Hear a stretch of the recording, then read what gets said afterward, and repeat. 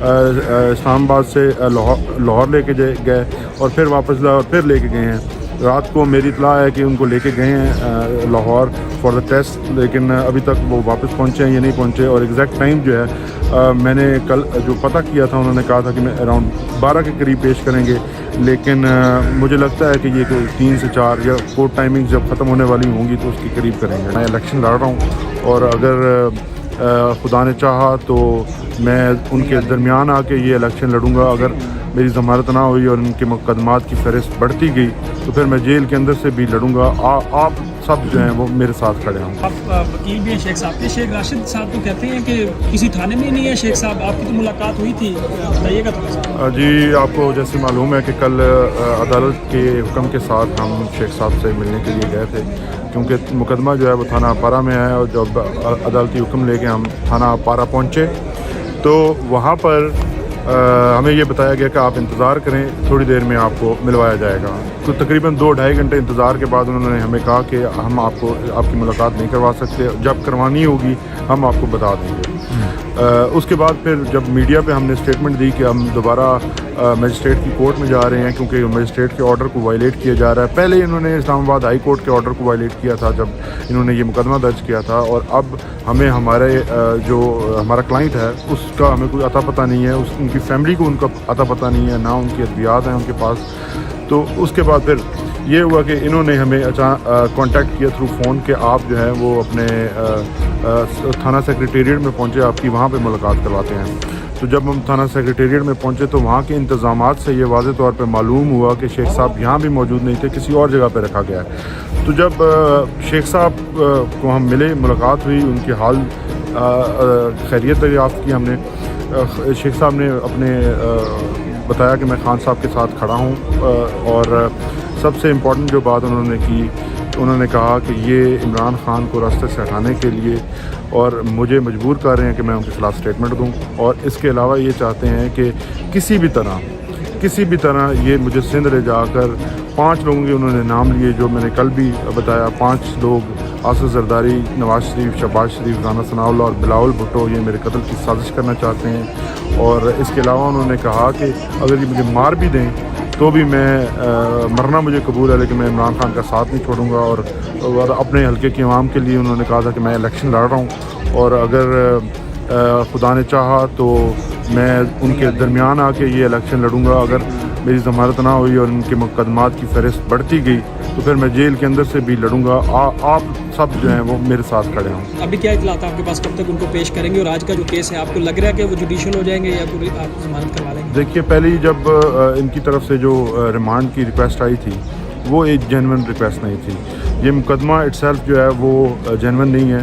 آپ کو پتہ ہے کہ اسلام آباد ہائی کورٹ نے تمام اس کی پروسیڈنگ کا ریکارڈ اپنے پاس بلوایا ہوا تھا. کل میں اسلام آباد ہائی کورٹ میں توہین عدالت کی درخواست لے کر گئے، جس میں اسلام آباد ہائی کورٹ نے ان کو نوٹسز جاری کر دیے ہیں.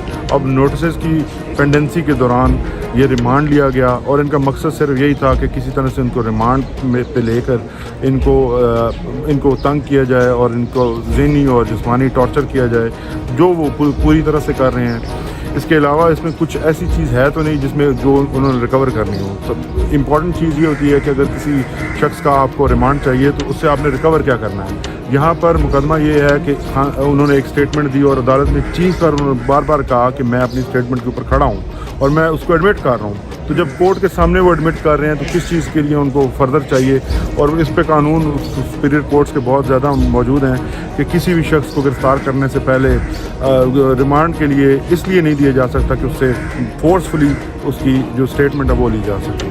تو آج کا جو ریمانڈ ہے یقینی طور پر پہلے بھی غلط دیا گیا تھا. آج ہم پوری طرح سے کانٹیسٹ کریں گے کیونکہ انہوں نے جو پروگریس کرنی تھی، جس ٹیسٹ کا انہوں نے ذکر کیا تھا وہ ٹیسٹ بھی آج میری اطلاع یہ ہے کہ ابھی فواد چودھری صاحب کے پیٹرن کی طرح ان کو بھی جیسے رات کو دیر تک اسلام آباد سے لاہور لے کے گئے اور پھر واپس لاہور پھر لے کے گئے ہیں.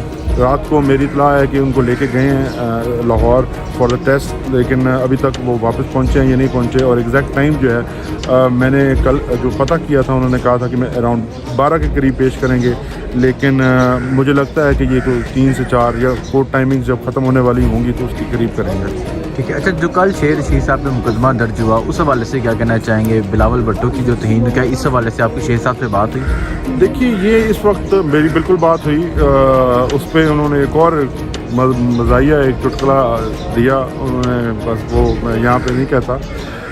شیخ صاحب کا جو ریمارکس تھے وہ بیسیکلی تو ان ریمارکس کے اندر کہیں پہ بلاول بھٹو کا نام نہیں لیا. انہوں نے کہا میں نے تو بلو رانی کو کہا ہے، میں نے تو ان کا نام ہی نہیں لیا.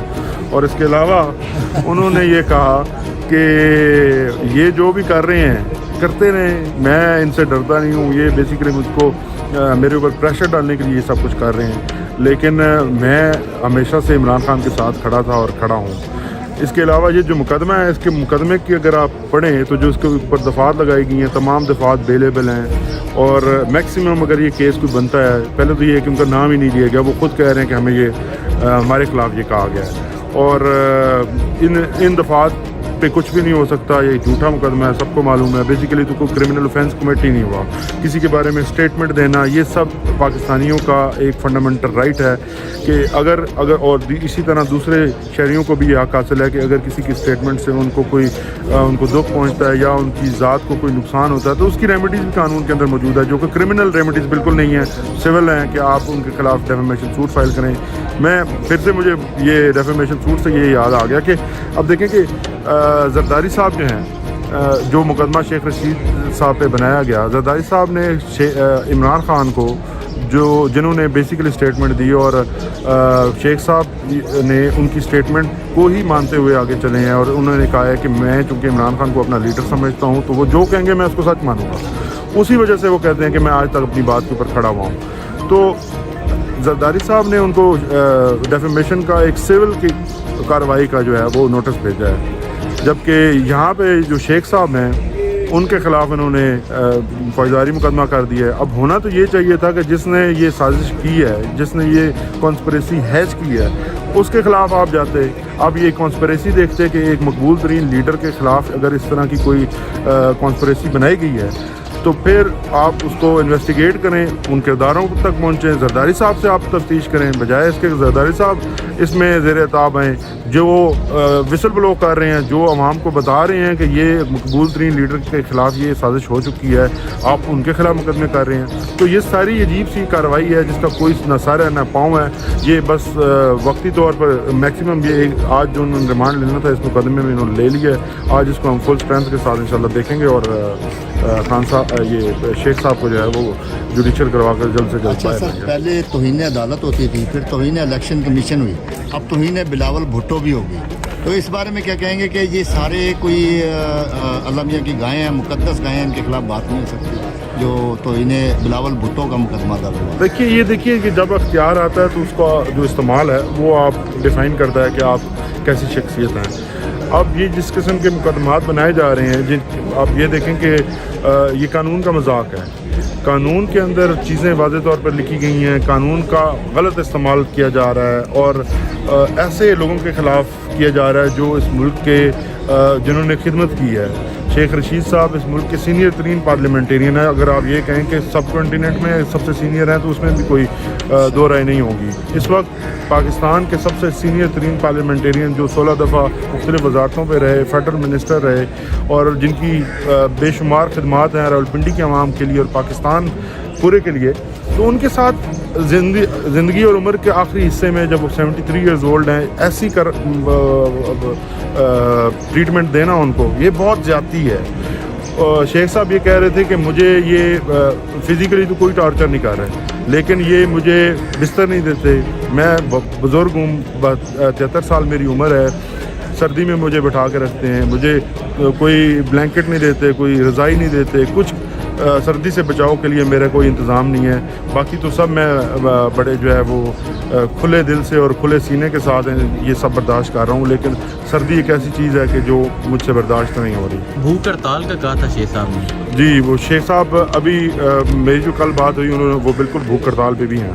ٹھیک ہے، بہت شکریہ. اچھا آخری بتا دیں، آپ نے کہا وہ چٹکلا شیخ صاحب نے کہا ان کے چٹکلے لوگ انجوائے کرتے ہیں، اگر آپ بتا دیں گے تو کیونکہ یہ ڈیجیٹل ہے تو لوگ سننا چاہتے ہیں شیخ صاحب. شیخ صاحب نے جو چٹکلا جب ذکر آیا کہ کراچی میں آپ کے خلاف FIR ہو گئی ہے، انہوں نے کہا کہ یہ میرا جو یورین ہے اس کے ساتھ ایکسچینج کرنا چاہتے ہیں اور آپ کو پتہ ہے اس کی ادائیں کیا ہیں اور کیا نتیجے آئیں گے. بہت شکریہ.